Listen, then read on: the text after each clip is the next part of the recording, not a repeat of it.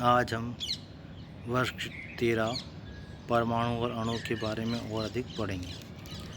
जिज्ञासा दीदी, अगर परमाणु का आकार इतना छोटा या नगण्य है कि हम उसे देख नहीं सकते तो हमें इसके बारे में सोचने या जानने की क्या ज़रूरत है? ज्ञान, हम इसके बारे में इसलिए सोचते हैं क्योंकि हमारे आसपास के सभी पदार्थ या वस्तु परमाणु से ही निर्मित होती है या बनी हुई होती है। चाहे हमें उन्हें देख सकते हैं या नहीं देख सकते, प्रत्येक क्रियाकलाप पर उनका प्रभाव हमारे पर पड़ता है। एक रासायनिक अर्थात एक वैज्ञानिक जिसका नाम डाल्टन था, उसने पदार्थों की प्रकृति के बारे में एक आधारभूत सिद्धांत प्रस्तुत किया था जो कि रासायनिक संयोजन के नियमों पर आधारित था। इस सिद्धांत के अनुसार सभी पदार्थ, चाहे वो तत्व हो, चाहे यौगिक हो, चाहे मिश्रण हो, सूक्ष्म कणों अर्थात परमाणुओं से मिलकर बने होते हैं। यहाँ पर डाल्टन के परमाणु सिद्धांत के मुख्य बिंदु दिए हुए हैं जिनको हम समझने का प्रयास करते हैं। पहला पॉइंट, सभी पदार्थ चाहे वो ठोस, द्रव या गैस हो, सूक्ष्म कणों से मिलकर बने होते हैं जिन्हें हम परमाणु कहते हैं। परमाणु वह सबसे छोटी इकाई है जो रासायनिक अभिक्रिया में भाग लेता है, यानी किसी पदार्थ का सबसे छोटा कण जो रासायनिक अभिक्रिया में भाग लेता है वो परमाणु होता है।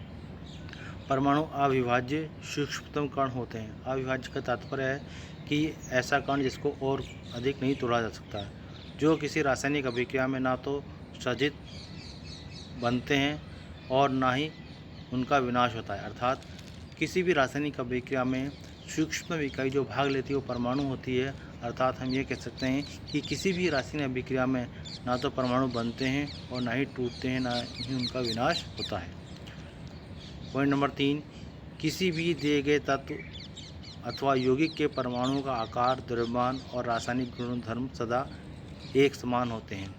यदि किसी यौगिक या तत्व में बहुत सारे परमाणु हैं तो उन सभी परमाणुओं का जो आकार होगा या द्रव्यमान होगा या रासायनिक गुणधर्म होंगे वो समान होंगे, जबकि भिन्न भिन्न तत्वों के परमाणुओं के द्रव्यमान और रासायनिक गुण अलग अलग होते हैं। ये चौथा पॉइंट कहता है।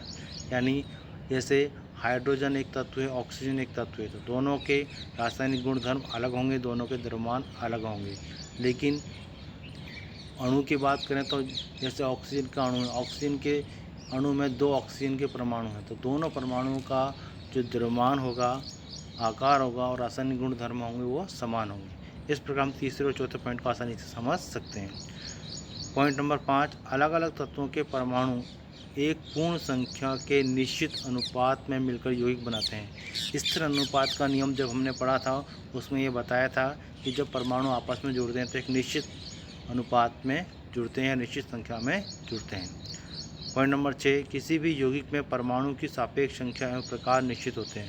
सापेक्ष संख्या का तात्पर्य है कि किसी भी यौगिक में जो परमाणु उपस्थित हैं वो परमाणु दूसरे परमाणु के साथ किस अनुपात में या किस संख्या में जुड़ेंगे वो उनकी सापेक्ष संख्या कहलाती है।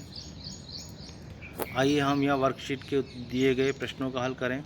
पहला प्रश्न दे रखा है, इसमें आपको रिक्त स्थान दिए हुए हैं।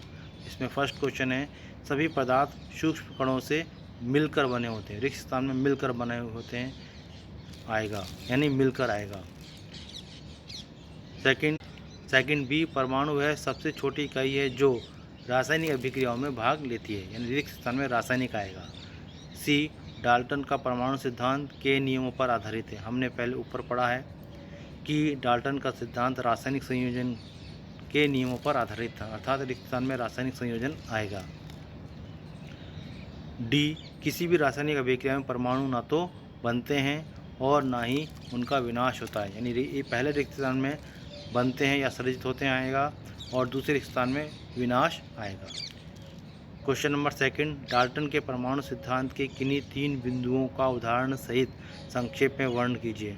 तो हमने ऊपर डाल्टन सिद्धांत के 6 पॉइंट पढ़े हैं, आप इनमें से कोई से भी 3 पॉइंटों को विस्तार से बता सकते हैं।